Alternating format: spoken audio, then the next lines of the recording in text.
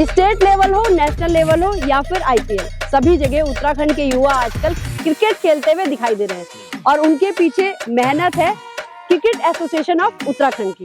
तो Ramraj cricket academy जो है वो हमारी सबसे बड़ी अकेडमी उत्तराखंड की बनने वाली है, क्योंकि शायद ही कोई ऐसी अकेडमी हो जिसके पास अकेले 5 ग्राउंड हो पूरे उत्तराखंड में। यहाँ के क्रिकेट के लिए निरंतर क्रिकेट एसोसिएशन ऑफ उत्तराखंड द्वारा अच्छा काम हो रहा है। जब मैंने अपने मम्मी को बोला था कि इसको मैं क्रिकेट खिलाऊंगा तो मुझे गाली देते हुए सुनाए थे कि मतलब कि बेटी क्या करेगी खेल के, इसको तो 12 पढ़ाना है और उसके बाद शादी करनी है। तो मैं ये चाहता हूँ कि उत्तराखंड के हर डिस्ट्रिक्ट में मतलब कि मैं रामराज के नाम पे क्रिकेट अकेडमी खोलूं। अच्छा, आपका जो फीस है वो देहरादून में और पहाड़ों में जो है वो सेम रहने वाली है? यहाँ पे हम एक सेशन का 4 रुपये लेते हैं और 2 सेशन का 4 रुपये हैं, जबकि यहाँ पे भी फीस ज्यादा है कई अकेडमी में। दीदी भूली भैजी सोना। स्टेट लेवल हो, नेशनल लेवल हो या फिर आईपीएल, सभी जगह उत्तराखंड के युवा आजकल क्रिकेट खेलते हुए दिखाई दे रहे हैं और उनके पीछे मेहनत है क्रिकेट एसोसिएशन ऑफ उत्तराखंड की।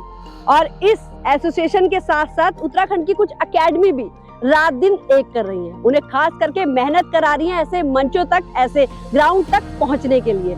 और इसी क्रम में ऐसी ही एक अकेडमी है रामराज ग्राउंड। रामराज ग्राउंड की 5 अकेडमी या कहिए 5 ग्राउंड उत्तराखंड में शुरू होने वाले हैं और अभी एक ग्राउंड जोरों शोरों से बच्चों को रात दिन एक करके क्रिकेट की ट्रेनिंग करा रहा है। इस ग्राउंड की या इस अकेडमी की खास बात यह है कि इसको चलाने वाले बेहद ही युवा हैं और एक्स आर्मी मैन हैं और वो अपने सपने इस ग्राउंड के इस अकेडमी के जरिए पूरे कर रहे हैं। और एक और खास बात मैं आपको बता दूं, क्योंकि हमारा प्लेटफॉर्म है उत्तराखंड की नौनी। उत्तराखंड की नौनियों के लिए इस अकेडमी ने, इस ग्राउंड ने, इस जगह ने या इनको चलाने वाले जो इसके मेन ओनर है, उन्होंने रजिस्ट्रेशन फीस बिल्कुल माफ की हुई है। शायद ही ऐसा किसी अकेडमी ने किया होगा और यही वजह है कि उत्तराखंड की नौनियों को विशेष करके पंख मिल पा रहे हैं और बहुत सारे नौना के साथ, बहुत सारे बेटों के साथ, बहुत सारी बेटियों को, बहुत सारी नौनियों को इन्होंने एक प्लेटफॉर्म दिया है, एक ग्राउंड दिया है। जी हाँ, आज हम आपको मिलाने जा रहे हैं इस अकेडमी के ओनर राजेश रावत जी से। तो रावत जी, सबसे पहले उत्तराखंड की नौनी प्लेटफॉर्म में हमारी यूथ है 2016 सीरीज में आपका बहुत बहुत स्वागत है। थैंक यू मैम, आपका भी बहुत बहुत धन्यवाद और आभार कि आप रामराज क्रिकेट अकेडमी ग्राउंड्स में आए और आपने हमारी अकेडमी के बारे में जितना भी सुना या जितना भी लोगों से सुना या खुद से, तो उसके लिए मैं ये तो नहीं कहूँगा कि आपने मतलब कुछ अलग थलग या बढ़ चढ़ की बात की। जरूरी है कि इस समय एक ग्राउंड हमारा चल रहा है और एक अकेडमी है प्रेमनगर में, जहाँ पे बच्चों को प्रशिक्षण दिया जाता है और यहाँ पे मैचेज होते हैं जहाँ पे आप लोग हैं अभी इस समय। इसी के बगल में दूसरा ग्राउंड है हमारा। एग्जैक्ट यहाँ की आप लोकेशन भी बता दीजिए जिस ग्राउंड में अभी हम खड़े हैं। ये परवल में है, जो ये नई वाली चंडीगढ़ हाईवे बनी है अभी, इससे जस्ट आधा किलोमीटर नीचे सिसमबाड़ा में आते हैं, परवल प्रेमनगर में। तो यहाँ पे एक ग्राउंड ये है और दूसरा ग्राउंड का काम हमारा ऊपर पे लगा है, अभी वर्किंग में है। ऐसे ही हमारा एक ग्राउंड और बन रहा देहरादून में ही। टोटल मिला के 3 ग्राउंड हमारे अगले साल तक देहरादून में कंप्लीट हो जाएंगे और 2 ग्राउंड हमारे अदर डिस्ट्रिक्ट में बन रहे हैं। यानी टोटल मिला के 5 ग्राउंड हमारे उत्तराखंड में अगले साल उत्तराखंड के युवाओं के लिए मिल जाएंगे खेलने के लिए। और मतलब अभी रामराज ग्राउंड जो है या रामराज अकेडमी जो भी कहें, क्या एग्जैक्ट क्या बोलते हैं हम इसको? Ramraj cricket academy. जी जी। तो रामराज क्रिकेट अकेडमी जो है वो हमारी सबसे बड़ी अकेडमी उत्तराखंड की बनने वाली है, क्योंकि शायद ही कोई ऐसी अकेडमी हो जिसके पास अकेले 5 ग्राउंड हो पूरे उत्तराखंड में। अच्छा, सबसे पहले आ जाते हैं, जैसे कि आप आर्मी से रिटायर्ड हैं, आपने प्री मैच्योर जो है रिटायरमेंट ले लिया था। क्या कुछ मंशा थी, कब आपने रिटायरमेंट ले लिया था? आपको 11 साल हो गए इस फील्ड में काम करते हुए, तो प्लीज बताइए कुछ। मैं 2016 में घर आया था। एक्चुअली थोड़ा फैमिली प्रॉब्लम थी। फादर भी मेरे आर्मी से थे और पूरा फैमिली आर्मी से है। ताऊ, चाचा या मैं खुद भी आर्मी से था। इस समय बड़े भाई के बेटे भी आर्मी से हैं। तो उस समय थोड़ा फैमिली प्रॉब्लम हो गई थी। एक्चुअली थोड़ा बड़े भाई की डेथ हो गई थी मेरी। तो परिवार वालों ने ये डिसाइड किया कि एक बेटा है तो थोड़ा सा मन में होता है कि चलो घर आ जाओ, अपने घर में काम संभालो। तो उसी विचार से मैं घर आया और घर में आके 2016 में आते ही मैंने प्रेम नगर में मोहनपुर में एक छोटी सी एकेडमी खोली थी 1-1.5 बीघा में, वहीं से ये कहानी शुरू हुई थी और उसके बाद वहाँ पे धीरे धीरे बच्चे बढ़ गए थे। फिर हमने महेंद्र चौक में टी स्टेट का ग्राउंड लिया था लगभग 60 बीघा में, जो जी न्यूज़ का है इस समय। तो 4-5 साल वो चलाया हमने, लेकिन सरकारी लैंड होने के कारण वो हमें मिल नहीं पाया ज़्यादा समय के लिए। तो इसलिए फिर हमने अपना यहाँ पे दोबारा 5 साल वहाँ चलाने के बाद यहाँ पे ग्राउंड खोला और यहाँ पे भी हम लोगों को ये 5वां साल स्टार्ट हुआ है। टोटल मिला के 11 साल हो गए मतलब इस फील्ड में काम करते हुए। जी जी जी। तो जब आपने शुरुआत की थी कितना मुश्किल आपको ये सफर लग रहा था? आपको लग रहा था कि आप इतना आगे निकल जाएंगे? जी, ये तो बिल्कुल सही बात है, क्योंकि हमें तो थोड़ी भी अपने आप से मतलब कोई भनक तक नहीं थी कि मतलब क्रिकेट इस तरीके से उत्तराखंड में इतनी तेजी से आगे बढ़ेगा। क्योंकि इंडिया में तो था, अदर स्टेट में था, हम लोग यूपी पे निर्भर रहते थे या अदर डिस्ट्रिक्ट में। अब उत्तराखंड से MS धोनी खेले या ऋषभ पंत जी खेले हैं, लेकिन सारे अदर डिस्ट्रिक्टों से खेले हैं। हमारा यहाँ से कोई जरिया नहीं था निकलने का। लेकिन 2018-19 में BCCI ने जब 5-6 नए स्टेटों को मान्यता दी, उसमें उत्तराखंड का भी एक नाम था। और उत्तराखंड को जब मान्यता मिली तो उसके बाद यहाँ के क्रिकेट के लिए निरंतर क्रिकेट एसोसिएशन ऑफ उत्तराखंड द्वारा अच्छा काम हो रहा है। हर जिले में डिस्ट्रिक्ट लीग आयोजित होती है, हर जिले की जो डिस्ट्रिक्ट बॉडी है अच्छा काम कर रही है इस समय। तो उसी के फलस्वरूप हमारे स्टेट नेशनल लेवल पे या IPL में भी इस समय हमारे प्लेयर देखने को मिल रहे हैं।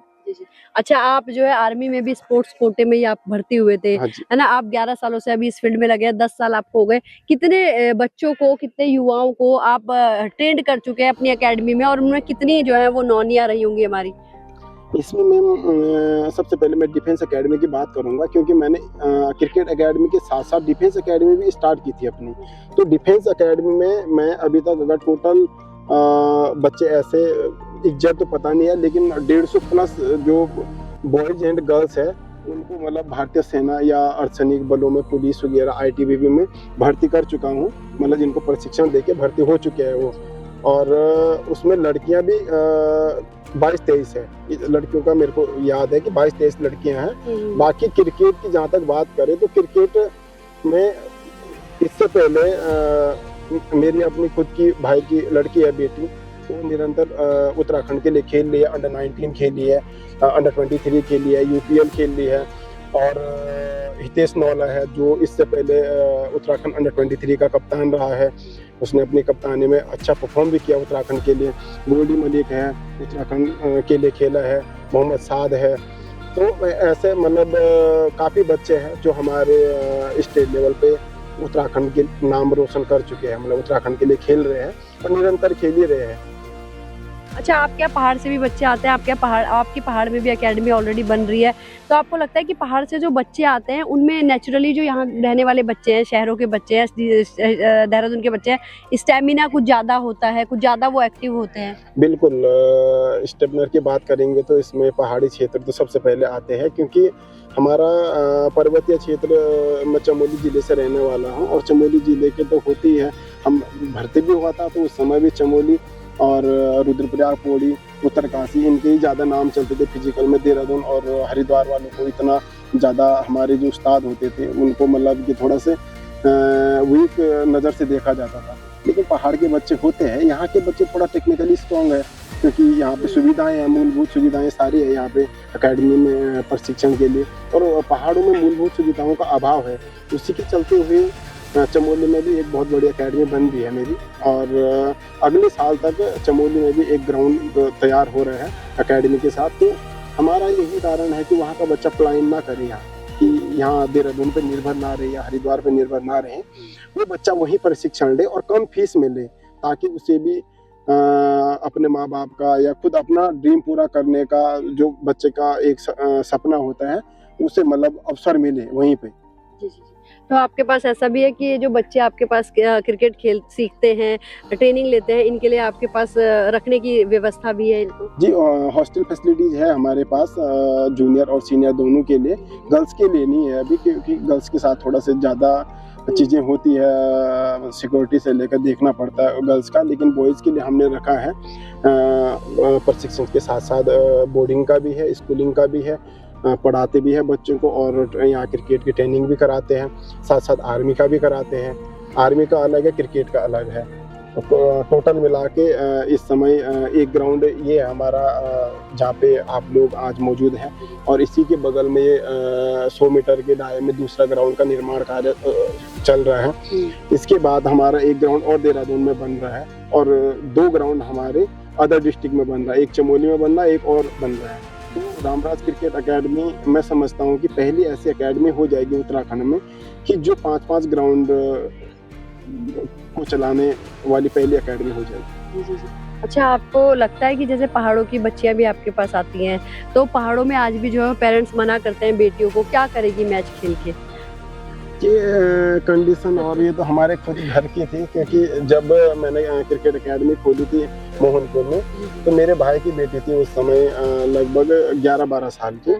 तो जब मैंने अपने मम्मी को बोला था कि इसको मैं क्रिकेट खिलाऊंगा, तो मेरी मम्मी ने मुझे गाली देते हुए ये चीजें सुनाई थी कि मतलब कि बेटी क्या करेगी खेल के, इसको तो 12 पढ़ाना है और उसके बाद शादी करनी है।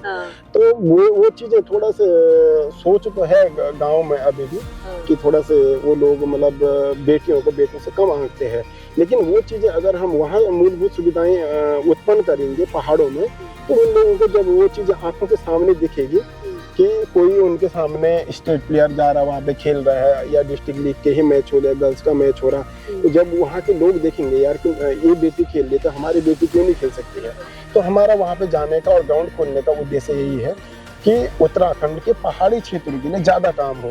क्योंकि देहरादून, हरिद्वार, नैनीताल, उधम सिंह नगर, ये 4 जिले में क्रिकेट सीमित है, और बाकी आप रुद्रप्रयाग छोड़ो, पौड़ी और चंपावत, उत्तरकाशी और पिथौरागढ़ और चमोली, ये 6-7 राज्य ऐसे हैं जिसमें एक भी प्रोफेशनल एकेडमी नहीं है, कोई भी प्रोफेशनल तरीके का ग्राउंड नहीं है। सरकारी स्टेडियम है, लेकिन सरकारी स्टेडियम का मेंटेनेंस नहीं है, कंकड़ पत्थर उनमें बहुत है, तो क्रिकेट चल नहीं सकता है। इसीलिए प्रोफेशनल ग्राउंड पहाड़ों में होना बहुत जरूरी है। बिल्कुल बिल्कुल। तो क्रिकेट एसोसिएशन ऑफ उत्तराखंड की बात अगर हम करें तो कितना सपोर्ट वो करती है और कितनी मेहनत करती है बच्चों को खिलाने के लिए, आगे बढ़ाने के लिए, क्या कुछ लगता है आपको?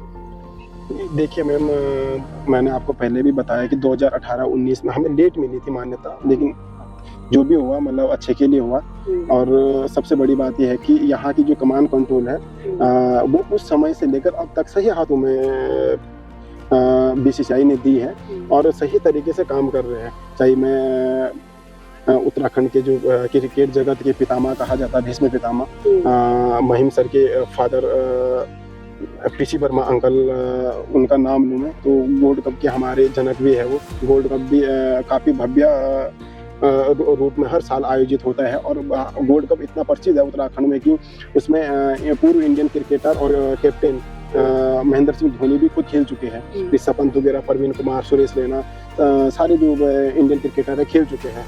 तो उनके हाथों में इस समय उत्तराखंड की कमान है और सही दिशा, सही डायरेक्शन में है, क्योंकि जो भी बच्चा परफॉर्म कर रहा है डिस्ट्रिक्ट या इंटर डिस्ट्रिक्ट में, वो बच्चा आसानी से कहीं तक चला जाता है। उसके बाद वहाँ से आगे फिटनेस और सारी चीज़ का प्रोसीजर होता है। छोटे एज कैटेगरी में बोन टेस्ट वगैरह होता है, बड़ी एज कैटेगरी में यो टेस्ट वगैरह, ये फिटनेस का ज़्यादा रोल होता है। तो टोटल मिला के बोला जाए तो cricket association of Uttarakhand her district में यहाँ पे बराबर काम कर रही है। थोड़ा सा पहाड़ों में जो चमोली या उत्तरकाशी जहाँ पे ग्राउंड का अभाव है, उस चीज़ के लिए जहाँ थोड़ा कम काम हुआ है, वहाँ के लिए हम जैसे लोग जुड़े हुए हैं और हम लोग देख रहे हैं काम के लिए कि हम क्रिकेट एसोसिएशन ऑफ उत्तराखंड के साथ मिल के काम। मतलब कुल मिला के आपको बहुत अच्छा सपोर्ट मिल रहा है, आपको लग रहा है कि बहुत अच्छा काम हो रहा है इसमें? जी बिल्कुल बिल्कुल। अच्छा, आकाश मधवाल चेन्नई सुपर किंग्स से जुड़े हैं, और क्या कुछ कहेंगे आप उनके लिए? मैम, आकाश मधवाल पहले तो वो बच्चा मतलब लड़का बहुत व्यवहार कुशल है, और जब मैं उसे पहली बार मिला था यहाँ स्टेडियम में, मैं भी खेल रहा था और वो टूर्नामेंट मैंने ही आयोजित किया था यहाँ पे। ये राजीव गांधी इंटरनेशनल स्टेडियम में। तो वो दीपक भाई की टीम से खेल रहा था। दीपक मेरी की टीम थी, सचिवालय में काम करते हैं वो। तो उस समय हमारे साथ मैच हुआ था उनका, और उससे पहले आकाश मधुवाल कॉस्को क्रिकेट खेलता था। वो लड़का कॉस्को क्रिकेट से आगे निकला है, और वो कॉस्को क्रिकेट की ही देन है। तो उसके बाद उसको संवारने का काम क्रिकेट एसोसिएशन ऑफ उत्तराखंड ने किया। देखो कोई भी प्लेयर अगर ऊपर जा रहा है तो बिना एसोसिएशन सपोर्ट के ऊपर नहीं निकल सकते हैं। इससे पहले वो मुंबई इंडियंस के पार्ट रहे, इस समय चेन्नई सुपर किंग के साथ जुड़े हुए हैं वो। और इससे पहले और भी गर्ल्स में भी हमारी एकता बिष्ट थी। एकता बिष्ट भी हमारे आरसीबी से खेलती है, और मानसी जोशी है, मानसी जोशी भी गुजरात टाइटन से खेलती है। तो इस समय चाहे लड़कियां हो चाहे लड़के हो, पिछले साल भी हमारी 3 बेटियां इंडिया के लिए सिलेक्ट हुई थी। उसमें राघवी लिस्ट का नाम था, और प्रेमा का नाम था, और एक नंदिनी, एक wicket keeper batsman Nandini Kashyap, उसका नाम था। तो ये 3 बेटियां हमारे एक ही साल में उत्तराखंड खेली थी। और किसी भी नए डिस्ट्रिक्ट के लिए बहुत बड़ी बात होती है, किसी भी नए एसोसिएशन के लिए, कि एक सीजन में 3 बेटियां अपनी इंडिया के लिए किसी भी फॉर्मेट में खिलाने के लिए या ऊपर खेल जाए, तो बहुत बड़ा गर्व का क्षण है। मतलब आपको क्या लगता है कि सिर्फ टैलेंट ही काफी है क्रिकेट में आगे बढ़ने के लिए? पैसा और पहुंच भी जो है वो मायने रखता है? पैसों की तो देखो, मेहनत अपनी जगह में, पैसा अपनी जगह में है। क्रिकेट थोड़ा सा बोलते हैं कि थोड़ा पैसों का गेम है। पैसों का गेम इसलिए है कि जैसे नॉर्मल से हम कोई और स्पोर्ट्स ज्वाइन करते हैं, मार्शल आर्ट, बॉक्सिंग या शूटिंग वगैरह कुछ भी करते हैं, तो उस चीज़ की फीस 1000-1500 रुपये होती है। क्रिकेट की उत्तराखंड में ही फीस अकेडमी की 2500, 3000, 4000, 5000 है। तो यहाँ पे थोड़ा सा जरूरत होती है पेरेंट्स को कि अपने बच्चे को कोचिंग के साथ साथ पर्सनल कोचिंग के लिए जो एफर्ट करते हैं, वो 10,000 तक चला जाता है। कि 5,000 पर्सनल कोचिंग का दिया, 5,000 अकेडमी की फीस दी, तो 10,000 मंथली खर्चा आता है। फिर इधर उधर मैच के लिए भेजना, और देहरादून में ग्राउंड सीमित मात्रा में है कि ग्राउंड का भी चार्ज लगता है कि बच्चा मैच खेलने जा रहा है, 400-500 रुपये उसे पर डे देना पड़ता है मैच का। तो इसलिए थोड़ा सा फाइनेंशियल सपोर्ट भी होना जरूरी है। लेकिन इसका ये मतलब नहीं है कि गरीब बच्चे के लिए क्रिकेट नहीं है। गरीब बच्चा मेहनत करेगा तो एसोसिएशन की नज़र उस पर बराबर रहती है। सिलेक्टर रहते हैं हर ट्रायल्स में या हर मैच में, जो सिलेक्शन मैच होते हैं। तो जो बच्चा एक्स्ट्रा ऑर्डिनरी होता है उसको मतलब कि एसोसिएशन सपोर्ट करती है। जी अच्छा, देहरादून आज स्पोर्ट्स हब बनता जा रहा है, क्या कुछ कहेंगे? जी बिल्कुल, यहाँ का जो वातावरण है उसके कारण देहरादून स्पोर्ट्स हब बन रहा है। इसमें क्योंकि अभी 1-1.5 महीने पहले मैं यहाँ मसूरी के नीचे भी गया था, तो मुझे शायद 3-4 सालों से यहाँ पे एक गोल्फ का बहुत बड़ा ग्राउंड बन रहा है, और मुझे पता नहीं था। यहाँ पे मेरे नज़दीकी बन रहे हैं ये सिद्धूवाला से ऊपर निकल के, और कम से कम वो लगभग 50 एकड़ से ऊपर ज़मीन में बन रहा है। बहुत बड़ा लैंड है वहाँ पे। और सुनने में ये भी आ रहा था कि जो एशियाड गेम इससे पहले यहाँ पे होने थे, लेकिन ग्राउंड फिनिश ना होने के कारण वो गेम कहीं और शिफ्ट हुए थे। इसमें जो स्पोर्ट्स हब का मेन यहाँ पे जो श्रेय जाता है देहरादून के लिए, वो यहाँ का वातावरण, मतलब और जो हम लोगों का शांत वातावरण है। और यहाँ पे हर समय हर एथलीट के लिए यहाँ पे मतलब कि अनुकूलित रहता है। क्योंकि जैसे हम रनिंग करते हैं, रनिंग करने के लिए हम लेंसीडाउन चले जाते हैं कि वहाँ पे ऑक्सीजन की मात्रा कम होती है। बच्चा वहाँ पे मेहनत करता है, थोड़ा रफ एंड टफ बनता है, तो उससे प्लेन्स में दौड़ने में आसानी होती है। तो वही है कि यहाँ पे फिटनेस और इन चीज़ों के लिए मतलब कि मौसम जो हमारी भौगोलिक परिस्थिति है पूर्ण रूप से अनुकूलित है। जी जी जी। अच्छा, आजकल के टाइम में बच्चे मोबाइल में ज़्यादा है, मैदान में कम है, तो कैसे खींचा जाए उन्हें मैदान तक, कैसे जोड़ा जाए उन्हें खेलों से? मैम देखो, हमारे पूर्वजों ने मतलब बुजुर्गों ने ठीक ही कहा कि मैंने भी किसी के मुंह से सुना था कि लोग कहते हैं ना कि बच्चा खाना खाए माँ बाप की पसंद से, और कपड़े कुपड़े जो शौक करे, पहनावा करे, वो अपनी पसंद का। ये बिल्कुल सही है, क्योंकि अगर करियर बनाने के लिए हम बात करेंगे ना, तो बच्चा कैसे डिसाइड करेगा? मतलब बच्चा तो डिसाइड नहीं कर सकता है कि मैंने मुझे क्रिकेट खेला। हाँ, वो थोड़ा बहुत उस समय उस पर जोश आ जाता है कि ये अभी मुझे फुटबॉल देखा यहाँ, मुझे क्रिकेट देखा यहाँ पे, मुझे शूटिंग दिखी यहाँ पे। तो वो तो चंचल दिमाग का होता है, छोटा बच्चा होता है, उन्हें थोड़ी ना अपना करियर डिसाइड करना है कि मुझे किस फील्ड में अपना करियर बनाना है। तो ये यहाँ पे मेरे हिसाब से माँ बाप का जो गाइडलाइन है वो सबसे इम्पोर्टेंट है। और माँ बाप तो होती ही है बच्चों के प्रति, हर माँ बाप का समर्पण पूरा होता है। लेकिन मैं एक बार फिर से उत्तराखंड के हर पेरेंट्स से ये अनुरोध करना चाहूँगा कि मोबाइल हो या टीवी हो, कंप्यूटर हो, ये जो वीडियो गेम वगैरह बना रखे हैं सोशल मीडिया में, आजकल हर बच्चा ज़्यादा एक्टिव है उसमें, और उसके कारण कहीं मौतें भी हो रही है। अभी एक गुड़गांव में एक केस आया था कि जिसमें 2 बहनें कूद के मर गई थी और कहीं दिनों तक उनने पबजी के चक्कर में अपने आप को कमरे के अंदर बंद रखा था। तो ऐसे केसेस तभी होते हैं जब माँ बाप ढीले होते हैं, क्योंकि माँ बाप के पास टाइम नहीं है, माँ बाप जॉब पे चले जाते हैं, बच्चों के पास फोन पकड़ा देते बहलाने के लिए। तो फोन के माध्यम से बच्चा इतने हद तक गिर जाता है कि उसे घर में बगल में पानी का गिलास तक नहीं दिखता है। तो उस चीज़ के पीछे माँ बाप की लापरवाही है। मैं अपने खुद घर की बात करूंगा तो हमारे बच्चों के पास तो फोन तब आए, जो मेरे भाई के बच्चे हैं, जब वो कॉलेज में चला गया, 3rd ईयर कर रहा था, तब जाके हमने उसे फोन दिया। तो अगर थोड़ा पाबंदी पेरेंट्स की तरफ से रहेगी तो वो ज़्यादा उचित है। हाँ, मतलब पहनावे शौक सूख कर रहा वो अच्छी चीज़ है, लेकिन खाने के लिए अगर आपको अपने बेटे को स्ट्रॉन्ग बनाना है और दूध और जूस, अंडे या आप ड्राई फ्रूट दे रहे हो, उसकी जगह में अगर आप गोल्डन दिलबाग या ऐसी चीज़ें खिला रहे हैं बच्चों को, तो वो तो डिसाइड आपको करना है ना, कि बच्चे को डिसाइड मत करने दो, वहाँ पे मारो बच्चे को। अगर डांटना पड़ा डांटो, मारना पड़ा मारो। तो इस चीज़ के लिए तो मैं बहुत सख्त हूँ और उसके लिए तो मैं पेरेंट्स से बार बार अनुरोध ही करूँगा। अच्छा, आपकी नज़र में एक क्रिकेटर की सबसे अच्छी क्वालिटी क्या होती है? मैम, क्रिकेटर की देखो, क्रिकेटर पे तो नहीं जाऊंगा मैं, एक स्पोर्ट्समैन पे जाऊंगा मैं, क्योंकि क्रिकेटर में तो सिर्फ क्रिकेटर ही आ जाएगा और स्पोर्ट्समैन में सारा स्पोर्ट्स शामिल हो जाते हैं। देखो, हमारा सबसे इम्पोर्टेंट होता है डिसिप्लिन। फौज में भी रहा मैं, फौज में भी यही सिखाया जाता है कि कोई भी गेम खेलो, कहीं भी रहो, तुम अपने घर में रहो, घर से बाहर रहो, या तुम जॉब पे रहो, या कोई स्पोर्ट्स गेम में रहो, तुम जब तक तुम बड़ों का छोटों का आदर सम्मान नहीं करेंगे, तुम जिस ग्राउंड में खेलने जा रहे हैं उस ग्राउंड को तुम छूते हुए प्रणाम नहीं करेंगे, तो तुम्हें शिक्षा दीक्षा कहाँ से मिलेगी? या तुम स्कूल में जा रहे हैं, तुम स्कूल में अपने टीचरों का अपमान कर रहे हैं, या वहाँ पे मन रखने के लिए जी सर बोल रहे और पीठ पीछे फिर गाली दे रहे, या उनका मजाक उड़ा रहे कि ये तो मोटे है, ये है। तो देखो, जो चीजें होती है वो सामने से होती है, और ये जो डिसिप्लिन होता है ये माँ बाप ही घर से सिखाते हैं बच्चों को। टीचर जन तो सिखाते हैं, लेकिन माँ बाप का बहुत अहम रोल है इसमें। उसके ध्यान बात आते हैं कि हमारी फिटनेस हर क्षेत्र में काम आएगी आपकी, कोई भी स्पोर्ट्स हो, कोई भी जॉब हो। अब एक लेबर ही है, जैसे हमारे पास लेबर काम कर रहे हैं, अब कोई बंदा अगर 600-700 दिहाड़ी के लिए काम कर रहा है सुबह से शाम तक, उसकी मजबूरी जरूर है, लेकिन अगर वो एक ही एनर्जी के साथ काम कर रहा है तो उसकी फिटनेस भी दर्शाती है कि वो रोज काम कर रहा है, उसका स्टेमिना दर्शाता है। तो बस उस बंदे की मजबूरी है, और हमारे पास खेलने वाले स्पोर्ट्समैन की मजबूरी नहीं है, उसको तो माँ बाप ने डाला है। अब वो उनका बेटा है, मतलब लेबर का ही बेटा हमारे पास एकेडमी के लिए आता है, तो उसके शौक को सब चीज तो माँ बाप पूरे कर रहे हैं। पिस तो कौन रहे? पिताजी, सही बात है, या माता जी। और बेटा शौक पूरा कर रहा है। बच्चे को क्या समझ में आए? बस तो यही है कि मतलब कहने का मतलब ये है कि देखो, स्पोर्ट्समैन का सबसे पहले डिसिप्लिन, कहीं भी जाएं बड़े छोटों का आदर सम्मान करें, और अपना हर चीज हर जगह खेल भावना से रहें। तुम ग्राउंड्स में जा रहे, ग्राउंड को छू के जाओ, टीचर है, टीचर का सम्मान करो, और उसके बाद वहाँ पे जाने के लिए जो तुम्हें ट्रेनिंग दी जाती है उस ट्रेनिंग का आनंद लो और मेहनत करो।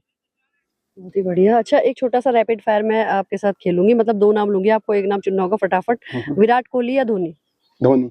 डिसिप्लिन या टैलेंट? डिसिप्लिन। फास्ट बॉलर या बैट्समैन? बैट्समैन। सबसे मुश्किल आपको किस एज ग्रुप को ट्रेन करना लगता है? सबसे मुश्किल मैम, सबसे छोटी एज कैटेगरी, अंडर 14, अंडर 12 लगा लो, 12 साल से नीचे के बच्चों को, 12 साल से नीचे, और लगभग 5-6 साल से ऊपर के बच्चों को। और बेटियां ज्यादा डेडिकेटेड लगते हैं या बेटे? बेटियां। इतना अच्छा जवाब दिया आपने, बहुत ही बढ़िया। ठीक है, और उत्तराखंड को लेके आपका ड्रीम क्या है? मतलब आप ग्राउंड कर रहे हो, सब कुछ बहुत बढ़िया, आपके जब आपने शुरुआत की तो कुछ सपने भी आपके साथ साथ सपने भी जो है वो चलते आए होंगे, तो अब आपको क्या लगता है ये सपने कहाँ तक जाके रुकने वाले हैं या नहीं रुकने वाले हैं?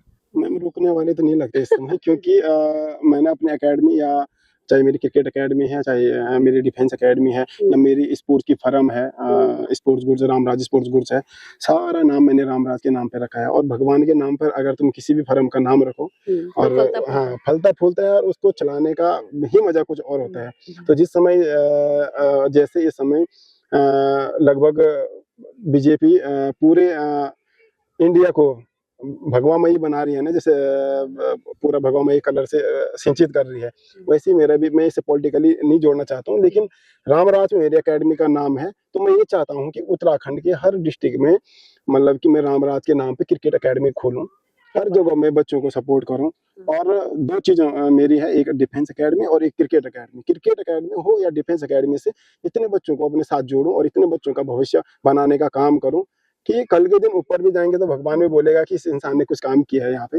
बहुत बढ़िया। रह के। मतलब ये 5 एकेडमी तो अभी शुरुआती कह लीजिए आप, ये तो हर जिले तक 13 एकेडमी का सफर जो है मुझे लग रहा है अभी उससे ज्यादा भी हो सकती है। अच्छा, आपका जो फीस है वो देहरादून में और पहाड़ों में जो है वो सेम रहने वाली है? नहीं, सेम तो नहीं रहेगा मैम, क्योंकि यहाँ पे थोड़ा सा पेरेंट्स एफर्ट कर लेते हैं देहरादून में, क्योंकि जो भी होता है ठीक ठाक फैमिली से ही रहते हैं, और गाँव में थोड़ा से हालात ऐसे नहीं होती है, क्योंकि जो भी है बेरोजगारी है ज़्यादातर, और जो है भी तो वो छोटे मोटे प्राइवेट जॉब या वैसा करता है, क्योंकि जो आर्मी में भी आजकल भर्ती हो गया, पुलिस में भी, वो भी बस के देहरादून आ जा रहा है। तो गाँव में तो वही बच गए बस, जो 2 वक्त की रोटी के लिए काम करते हैं, तो वहाँ के लिए हमारी फीस इतनी नहीं रहेगी। यहाँ पे हम 1 सेशन का 3000 रुपये लेते हैं और 2 सेशन का 6000 रुपये, जबकि यहाँ पे भी फीस ज़्यादा है कई अकेडमी में। 1 सेशन का 5000 है, 2 सेशन का 10,000 रुपये है। हमने उसमें भी कटौती कर रखी है कि हमारे 1 सेशन की 3000 है और 2 सेशन की 6000 रुपये फीस है, और हॉस्टल का टोटल मिला के हम 12,000 में देते हैं। खाना पीना, 2 टाइम की प्रैक्टिस, महीने का सारा चीज़ होता है बच्चे का उसमें, और उसमें कम से कम 10-15 मैच भी मिलते हैं प्रैक्टिस को। जबकि अन्य ग्राउंड में क्या होता है कि अन्य अकेडमी में जिनके पास ग्राउंड नहीं होते, उन्हें ग्राउंड का चार्ज अलग से देना पड़ता है। 400-500 रुपये पर डे के हिसाब से मैच का देना पड़ता है, तो हमारे यहाँ वो भी बच जाता है बच्चों का। अच्छा, तो आपके बच्चे कहाँ-कहाँ तक खेले हैं, कुछ वो भी बता दीजिए प्लीज।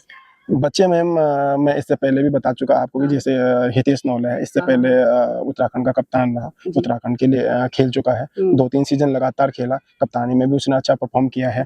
गोल्डी मलिक है, हाँ गोल्डी मलिक है, और परमिला रावत है, मेरे भाई की बेटी है, तो वो भी यूपीएल वगैरह सारा खेली है, और 19 और 23 एज कैटेगरी खेली है। मोहम्मद साद है, अंडर 14 एज कैटेगरी से कंटिन्यू खेलते हुए आ रहा है। 16 भी खेला, इस बार 19 में है।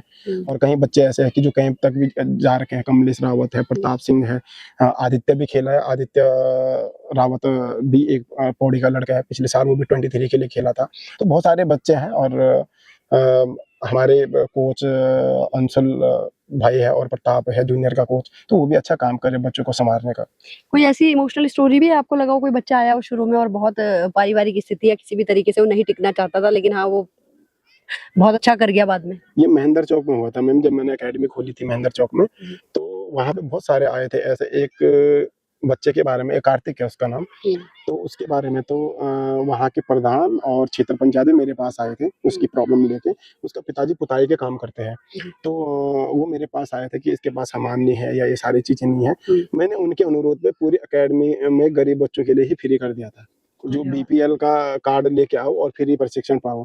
तो वो मैंने महेंद्र चौक में कर दिया था, बशर्ते थोड़ा वहाँ पे कोविड का भी प्रॉब्लम हुआ था, और उसके बाद वो ग्राउंड भी चला गया था, मेरा सरकारी था। तो उसके बाद यहाँ नीचे आ गए थे हम परवल में, तो वहाँ से और यहाँ कम से कम 5 किलोमीटर का फर्क है, और कोई गाड़ी जाती नहीं, यहाँ प्राइवेट व्हीकल ही जाते हैं। तो उसके चक्कर में यहाँ बच्चे कम जुड़ पाए हमसे, लेकिन वो काम अब प्रेमनगर अकेडमी में हो रहा है, क्योंकि मैंने दूनवुर्स ग्लोबल स्कूल में प्रेमनगर में अकेडमी खोल दी अपनी, पिछले साल खोल दी थी। तो अभी काफी बच्चे आ रहे हैं वहाँ पे एडमिशन। जो बच्चा निश्चित ही इस समय भी गरीबी रेखा से नीचे वाला आएगा, जैसे बीपीएल वाले आते हैं, चाहे लड़की हो लड़का हो, उसके लिए रामराज क्रिकेट अकेडमी की तरफ से हमेशा निःशुल्क प्रशिक्षण है। अच्छा, और कैसे संपर्क कर सकते हैं आपसे, कैसे आप तक पहुँच सकते हैं? मैम संपर्क तो देखो गूगल्स में भी नंबर है आजकल, और हमारे भी है, और बाकी एकेडमी में तो यूट्यूब में भी है अपना, और फेसबुक में, इंस्टाग्राम में है। रामराज क्रिकेट अकेडमी सर्च करेंगे तो आराम से आपको कॉन्टेक्ट नंबर मिल जाएगा, तो आराम से कॉल कर सकते हैं। अच्छा, बहुत ही बढ़िया। अच्छा, हमारा प्लेटफॉर्म उत्तराखंड की नौनी है, तो नौनियों के लिए आप कर तो रही हैं स्पेशल डिस्काउंट क्या, बल्कि डिस्काउंट आपने रजिस्ट्रेशन फीस, लेकिन फिर भी आप और कुछ क्या उन्हें मैसेज देना चाहेंगे हमारे प्लेटफॉर्म के माध्यम से? मैं तो देखो आप ही की सोच और आप ही की विचारधाराओं पे चल रहा हूँ कि लड़कियां लड़कों से कम नहीं होती है, और मेरा यही है कि देखो अगर लड़का खेल सकता है तो लड़की भी खेल सकती है, और माँ बाप को बराबर दृष्टि से दोनों को देखना चाहिए। ऐसा नहीं है कि ये बेटी है तो इसकी शादी हो जानी 20 साल के बाद या 25 साल के बाद दूसरे घर की बहू बन जाएगी, इस पे क्या खर्चा करना है। क्योंकि हमारे पहाड़ की सोच यही है कि जितना मैं इस पे 5-10 लाख रुपया इन्वेस्ट करते खर्चा करते इसे पढ़ाने लिखाने में, उससे अच्छा है कि शादी का खर्चे के लिए बचा के रखो। तो वो सोच थोड़ा अपनी मतलब छोड़ दीजिए और बच्चों को पढ़ाने की कोशिश कर दीजिए। अभी कहीं बेटियां हमारी ऐसी है कि जिन्होंने इंडिया ही छोड़ो बाहर देश में भी अपना नाम रोशन किया है, और बेटियां आजकल की डेट में बेटों से कम नहीं है। अभी भारत सरकार भी ये 33% आरक्षण वाला नियम लाई थी, अभी मान्यता मिली नहीं है उसे लोकसभा राज्यसभा में। तो जब ये बिल भी पास हो जाएगा तो देखो हमारा राजनीति के क्षेत्र में भी या जॉब के क्षेत्र में हर जगह मतलब कि लड़कियों के लिए बराबर का स्थान होना चाहिए मेरे हिसाब से, और हर पेरेंट्स को सपोर्ट करना चाहिए बेटियों को।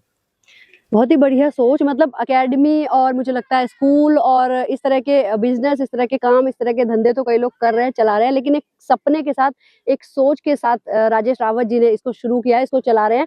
जैसा कि उन्होंने बताया कि जहां उन्होंने वो गरीब वाला केस सुना तो उन्होंने बीपीएल कार्ड के साथ बच्चों के लिए निःशुल्क कर दिया, बेटियों के लिए रजिस्ट्रेशन फीस नहीं है। तो मुझे लगता है अगर ऐसी सोच होगी उत्तराखंड की धरती पे पैदा होने वाले सपूतों की, तो शायद यहाँ के युवा जो है वाकई में कुछ ना कुछ कर गुजरेंगे, अच्छा करेंगे। और हमारी भी बहुत सारी विशेष है आपको राजेश रावत जी की, आपकी इस एकेडमी से, रामराज एकेडमी से बहुत सारे क्रिकेट के सितारे निकले, है ना, नेशनल इंटरनेशनल लेवल पे धन्यवाद। उत्तराखंड का नाम रोशन करें। और आप जो ये काम कर रहे हैं इसके लिए आपको बहुत बहुत बधाई, और आपकी 5 एकेडमी खुल जाए बहुत ही अच्छे से और पूरे जिले में धीरे धीरे आपका नाम हो। बहुत बहुत बधाई आपको, और इसी तरह आप लगे रहिए। धन्यवाद उत्तराखंड की नौनी से जुड़ने के लिए, हमारी यूथ एपिसोड सीरीज में अपनी इतनी प्यारी स्टोरी सुनाने के लिए, अपनी एकेडमी की और बच्चों की, और इतनी प्यारी प्यारी बातचीत के लिए बहुत बहुत धन्यवाद Rawat ji. Thank you ma'am, बहुत बहुत धन्यवाद आपका भी कि आप यहाँ पे आए और हमें आपके साथ रूबरू होने का मौका मिला। और आप भी उत्तराखंड से ही हो और हम भी उत्तराखंड से, और एक ही डिस्ट्रिक्ट से हैं, ये बड़ी बात है। तो आपका भी धन्यवाद। धन्यवाद। धन्यवाद।